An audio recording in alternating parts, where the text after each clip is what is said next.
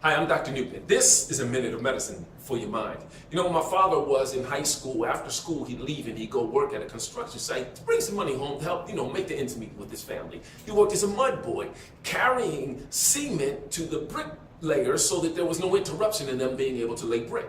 Now here's the catch. If the mud boy missed a call and the bricklayer had to wait for mud, then the mud boy would get fired on the spot. Well, lo and behold, my father's kicking the willy bobo with one of his friends, missed the call. So the foreman, who was white, that was back in 1941 in the Deep Crow South, he thought that foreman was coming to fire him. Instead, that foreman asked him two questions. He said, son, what do you want to be when you grow up? Do you want to be someone who does all the work or someone who's planning the work and making sure that it's getting done properly? My father said, well, I want to be the person that's, planning the work and making sure it's getting done.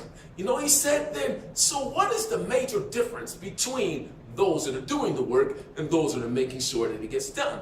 My father shrugged his shoulders, said he didn't know. And the man looked at him and said, son, the major difference is education.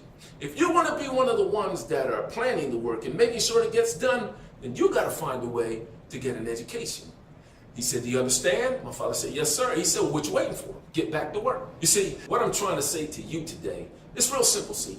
Often we don't take the opportunities to make an impact in the lives of others because we think it's going to be a great expense to us. Cost us a lot of time and effort and resources. And that's just not so. The cost of impacting someone else is very low. All it takes is your compassion so that you spend the time to share with them the wisdom of your experiences. So you can motivate them to shoot higher with their goals or give them some information that will warn them of things that may be coming up in their path so that they can do better.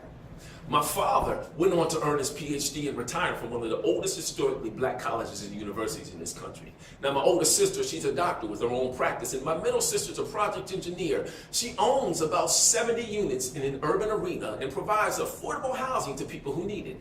I get to be an educator, and all of our children have gone to college and are making a great impact in their careers right now.